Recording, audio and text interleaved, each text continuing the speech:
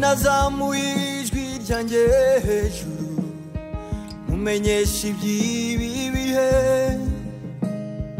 nafashe n'umwanya ndaguhamagara. Mwiriwe se cyangwa mwaramutse aho muherereye, murakaze kuri Amjambo Africa. Izina ryanjye nitwa George Budagu Makoko. Ndibuka icyorezo cya COVID-19 gitangira mu kwezi kwa gatatu, nico gihe cyatugeze hano muri Maine. Twakoze video nyinshi tubwiriza abantu hejuru yo kwirinda ibyo bagomba gukora kugira ngo bashe kwirinda COVID-19. Icyo gihe twavuze neza ko nta muti uhari, ku buryo bumwe bwo kwirinda gusa ari ukurikiza amabwiriza y'ikigo gishinzwe kurwanya indwara muri Amerika. Ubushize twamenye ko hariho umuti se cyangwa vaccine yabonetse kubera izo mpamvu, ariko hariho ibihuha byinshi bigenda bivuga ko bivuga hejuru y'umuti se cyangwa ya vaccine. Kubera izo mpamvu twahamagaye umuntu ukuriye ikigo cyo kurwanya indwara hano muri Maine. Izina rye yitwa Dr. Nirav Shaw. Tugikorana ikiganiro mubaza ibibazo bigera kuri 7, agenda mpeza n'ibisubizo. Icyo kiganiro twagikoze mu Cyongereza, ariko ndagerageza kugishira mu Kinyarwanda kugira ngo abantu bose bumve ibisubizo yampaye. Ikibazo cya mbere naramubajije ngo ese arabona ino vaccine iri safe se cyangwa se abantu bayizera, kubera ko icyorezo cyatangiye muri uno mwaka, kandi ubundi vaccine kugira ngo bayitore se cyangwa bayigereho itwara imyaka myinshi no kugerageza kwinshi. Icyo yansubije yarambwiye ngo rwose ino vaccine iri safe. Impamvu ni nka 2. Icya mbere nuko yaciye mu etape yose ashoboka ayandi vaccine yose azajamo. Gusa ngo icyo bakoze nuko kubera iki cyorezo cyari cyugarije abantu barabyihutishije. Avuga ko iyi vaccine rwose ari safe kandi ngo azaba mu bantu ba mbere bayifata. Ikibazo cya kabiri naramubajije ko bavuga ko hazaba hariho inzego z'abantu bazabona vaccine zitandukanye. Arabona abantu baba immigrants cyangwa se abirabura muri Maine bazagerwaho geke.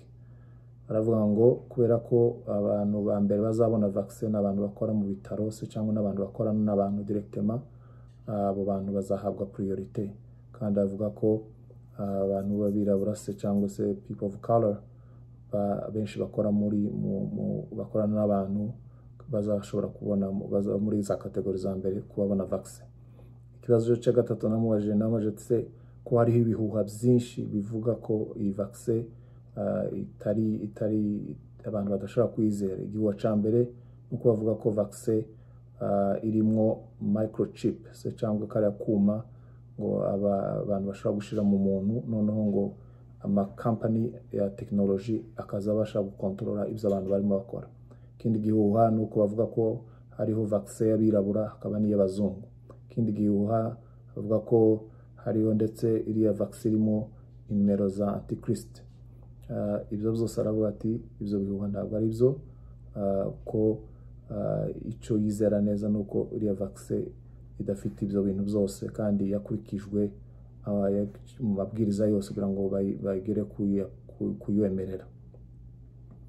Ikindi kibazo namubajije ese nurihe nama yaheza abantu baba immigrants cyangwa se abirabura hano muri Maine. Avuga ko yabaheza inama kugira ngo baproteje imiryango yabo nuko bafata vaccine, kandi ngo mbere ko bayifata bakabanza bakora ubushakashatsi bonyine.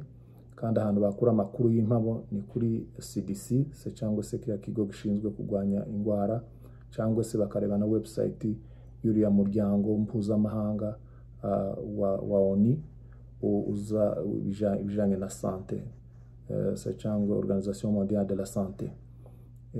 Yaravuga ati rero cyangwa wabaza umudokiteri cyangwa se ukisunga umuntu wese ugakora ubushakashatsi mbere ko wafata icyemezo cyo gufata vaccine kugira ngo umenye neza ibyo bavuga hejuru y'ibihuha ko atari byo. Ikindi kibazo namuretse kubona abantu babirabura bakozweho n'indwara ya covid cyane, niki uba warakoze kugira ngo batabasha kugwara ari benshi, kuko biragaragara ko ari bo bagwaye benshi.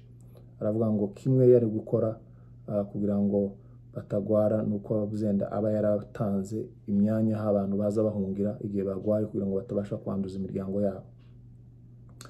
Ikindi kibazo namubajije arico zenda ca nyuma, namubajije tese iyo vaccine yaje izaba ari y'ubuntu cyangwa n'amafaranga. Avuga ko rwose vaccine izaba ari y'ubuntu, umuntu wese azayibona. Gusa icyo yavuze nuko ari nkeya paraporo y'abantu bagomba kwifata mu buryo bizatwara hakiri iminsi miremire kugira ngo iyo vaccine izabashe kugera ku bantu bose. Rero ico nabitabiriza murabizi, imwe mu nshingano twihaye no kubwira abantu ibijanye na information, bashobora kubona information bakeneye z'ubuzima bwabo bwa buri munsi. Iki ni gihe kibi, abantu benshi barapfuye, abantu bagera 200 muri Yemen barapfuye, abantu barenga 300,000 muri Yemen nako muri Etazini barapfuye, n'abandi benshi bararwaye, kandi ndetse iyi ndwara yahungabanyije ubuzima bw'abantu benshi. Icyo ariko abantu bakora ni ukongera kwiyubaka, ariko kandi mukiyubakisha amakuru y'impamose cyangwa information zifatika, atari kugendera kubihuha cyangwa se ibyo undi muntu yakubwiye. Rero nabitabiriza gusoma neza mukitondera ibijanye n'iyi vaccine kugira ngo uzabashe gufata icyemezo ugihereye kuri information zifatika, apana kuzibihuha. Tuzakomeza tubageza andi mavideo ajanye n'iyi vaccine uko tuzogenda tuyamenya. Murakoze, Imana ibagire neza.